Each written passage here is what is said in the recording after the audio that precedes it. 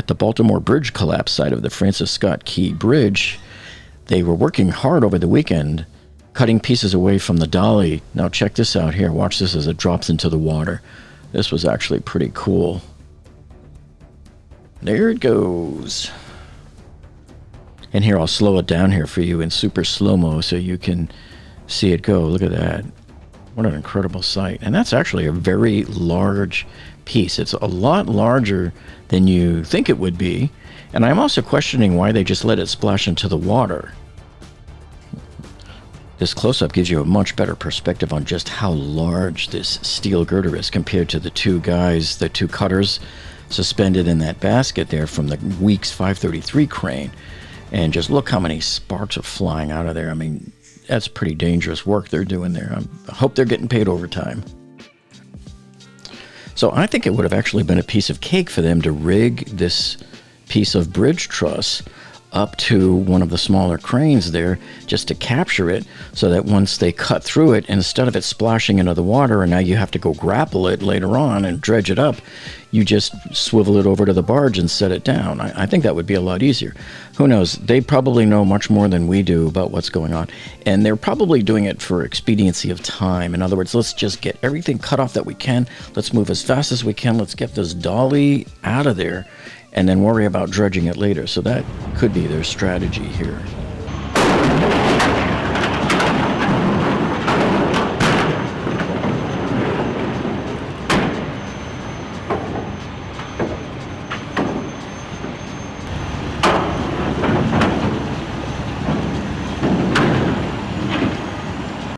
Now, the piece that you just saw them cut is actually right behind them, that vertical stub out. So then they turned their attention to cutting this other massive piece. And both of these pieces look to be about almost 30 feet long to me. So you know they have to be heavy. So check this out as they cut away. It's getting ready to fall right about now. Boom, right into the drink. So as you recall, on last Friday night's video, which was packed with a lot of great, awesome content, I showed you how they had spent a day or two cutting up that truss there that was laying over the starboard side of the Dali, and then they were able to cart it off as well. So here's sort of a couple of clips that I showed you on Friday. By the way, please forgive me. I know on the last video, I somehow had foggy brain, and I kept saying that right side of the Dali where they pulled off that bridge truss and carried it away, I kept calling it the port side. It is the starboard side. Talk about brain fog and trying to rush and get the job done and everything, you know.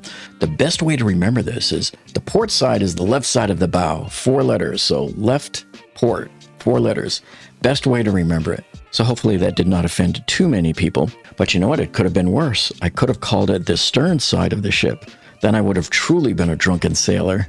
I've always had that dyslexic thing going on with that since I was a kid. Never been able to get over it. Another way to remember it is that the red navigation light is always on the port side of the ship. Now, over the weekend, the Army Corps of Engineers released some more photos of close-ups on the Dali ship of some of the containers and the damage that was done to some of these containers, how they were just crushed wide open. We got a chance to peek inside there and see the cargo in some of these crushed containers on the Dali. So for example, here is a container here. This thing looks really badly bashed in.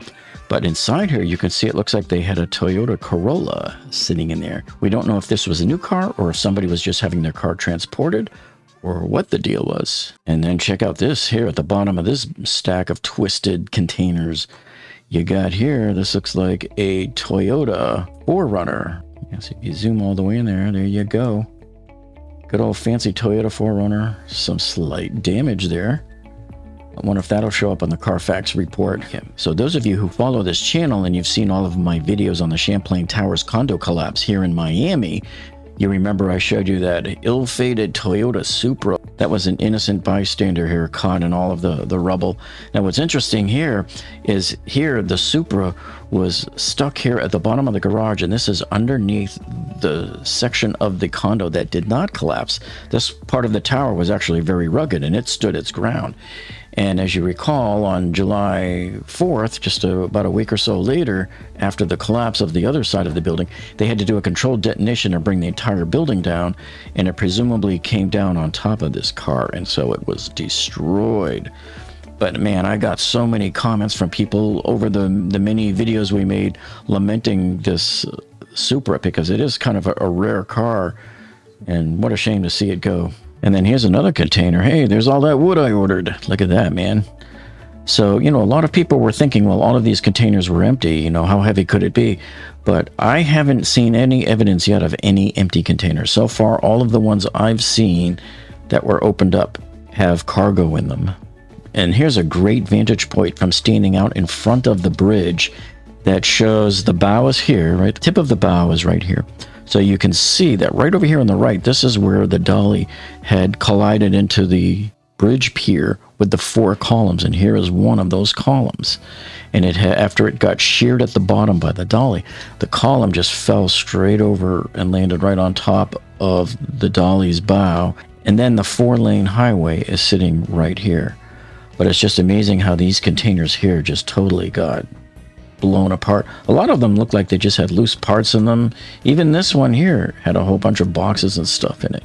But what's really amazing is when you look at the close-up of this detail on this large pillar that was part of that support pier underneath the Francis Scott Key Bridge. I mean, just look at all of the reinforcement in there. That just looks like spaghetti now. Now, they also showed the Chessie 1000 with the claw bringing up that long piece of metal there. And over at the Mallorcan Mullet, we were actually watching this live on his live stream. If you haven't been to the Mallorcan Mullet channel, you got to go check that out. Captain Andy's great. He has a 4K camera live that's set up there on the scene. So I'll put a link to that down in the video description below for you to go check out his channel. But here you can see we were checking out the claw bringing up this piece of bridge truss live. At first, some people thought it was a cable or something, but it looked to me like it was a box girder. And of course, the photo here that the Army Corps of Engineers released proved what it is. But take a look at this, though. Man, the Chessie, it looks like the block is, wow. They don't have a lot of lifting left there. It doesn't look like to me. I hope that piece is broken the water. That's a long piece of steel they have hanging from the claw right. There's the piece right there. See it? You know, size is very misleading, and I wanted to point out to you that here on the Chessie 1000 crane, this is the claw, and this claw right here, believe it or not, folks, is 29 feet tall from the top of it to the bottom of it. And when the jaws are all the way open, it's 29 feet wide. So you got to figure that's probably about 10 or 12 feet there. And then look how much of that is dangling down from there to the water. You're probably looking at 120 feet of box girder steel hanging right there. So this thing is pretty strong and pretty heavy. The Unified Command also gave us these nice close-up shots here of the Weeks 533 crane hauling that large piece of bridge truss that they had just peeled off of the starboard side of the Dali bow and carted it over there to Sparrows Point and dropped it off.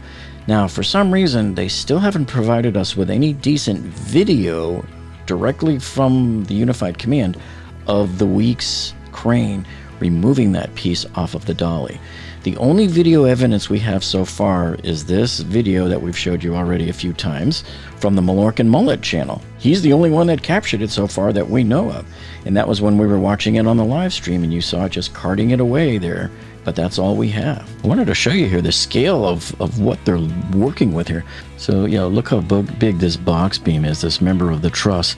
But look at the size of the chain they had to use. I mean, look, compare this chain to the guy. It takes up like almost his entire torso in size. That has got to be the beefiest chain I've ever seen. And then this shot here really just shows the huge scale of what they're looking at here. This is probably the most detailed view we've seen of this area of the collapse. So this is actually where the Dali hit right into pier.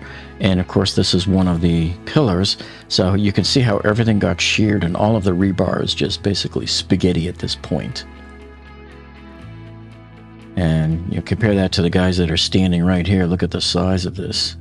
So they're doing all of their inspecting here, trying to figure out how the heck are we going to move all of this stuff off of the Dali. And then here's a close-up shot of them. They're just trying to figure out how the heck are we going to get all of that crushed material out of there. And look, this is your bridge pier that's collapsed. It just looks like a large mountain. And then here you can see they're going like gangbusters over on the other side, on the port side of the Dali, on that remaining part of the bridge truss that is sticking up out of the water by the pier, by the other pier. Here's the still remaining pier.